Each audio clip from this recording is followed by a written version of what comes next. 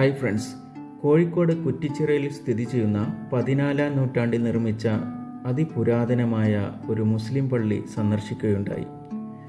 അതിൻ്റെ വിവരണങ്ങളാണ് ഇന്ന് ഞാൻ നിങ്ങളോട് പങ്കുവെക്കുന്നത്.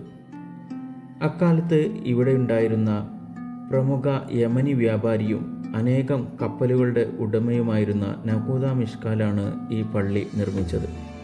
പിന്നീട് ഈ പള്ളി അദ്ദേഹത്തിൻ്റെ പേരിൽ അറിയപ്പെട്ടു. 1340കളിലാണ് ഈ പള്ളി നിർമ്മിച്ചത്. പള്ളിയിലെത്തിയിരുന്ന വിശ്വാസികൾക്ക് വുളു എടുക്കാനുള്ള ഹൗളാണിത്. പള്ളിയുടെ ഉള്ളിലേക്ക് കടക്കുമ്പോൾ പൗരാണികതയുടെ പ്രൗഢി വിളിച്ചോതുന്ന ഉൾത്തളങ്ങൾ കാണാം.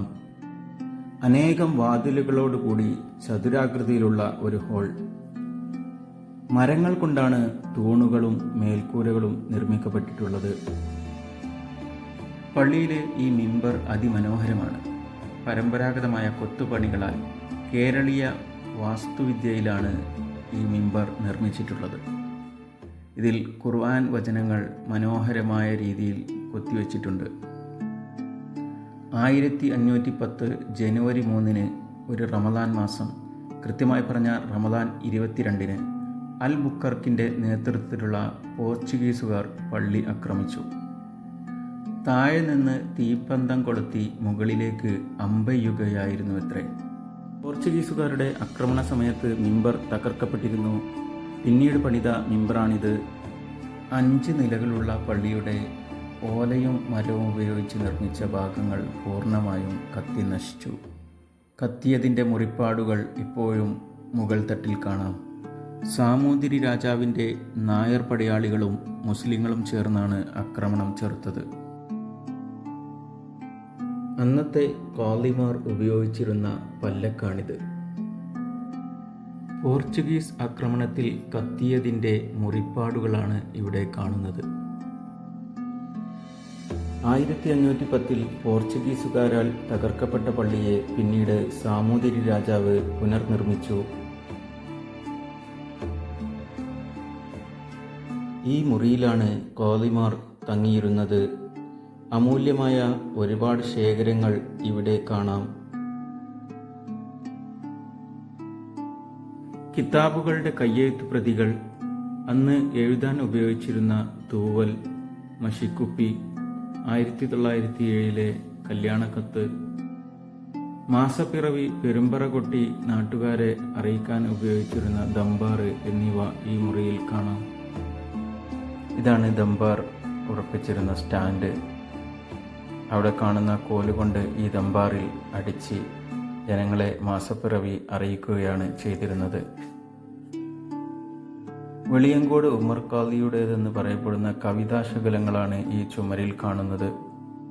ഇനി നമ്മൾ പോകുന്നത് 3-ാം നിലയിലേക്കാണ്. 3-ാം നില പൂർണ്ണമായും മരങ്ങൾ കൊണ്ടാണ് നിർമ്മിച്ചിട്ടുള്ളത്. ഇവിടുത്തെ ചുമരുകൾ പോലും കല്ലുകൾ കൊണ്ടല്ല, മരങ്ങൾ കൊണ്ടാണ്. പള്ളിയുടെ 4-ാം നിലയിലേക്ക് കയറിയാൽ അതിനു മുകളിലായി ഒരു തട്ടിൻപുറമുണ്ട്. അങ്ങോട്ട് കയറാനായി ഒരു കോണി ചാരി വച്ചിരിക്കുന്നു.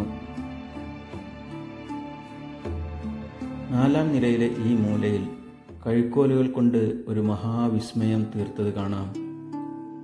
കേരളീയ വാസ്തുവിദ്യയുടെ പ്രൗഢി വിളിച്ചോതുന്ന ഈ പള്ളിയുടെ നിർമ്മാണത്തിന് മരങ്ങളാണ് കൂടുതലായി ഉപയോഗിച്ചിട്ടുള്ളത്.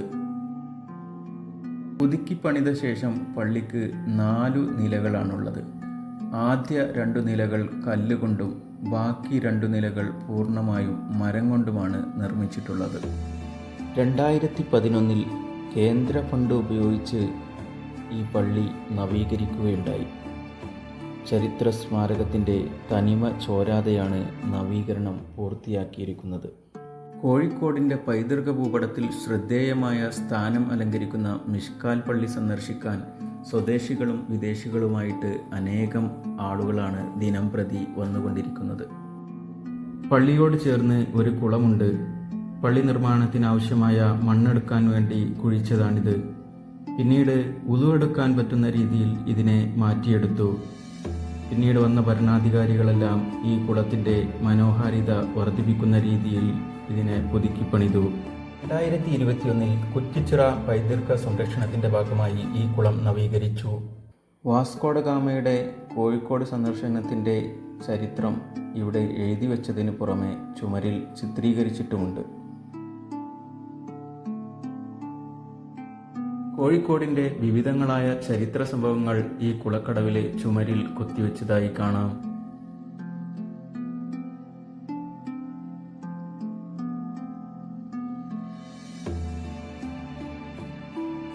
LED ബൾബുകൾ കൊണ്ട് വർണ്ണരാജ് തീർത്ത മിഷ്കാൽ മസ്ജിദിൻ്റെ രാത്രികാല കാഴ്ച നയനമനോഹരമാണ്.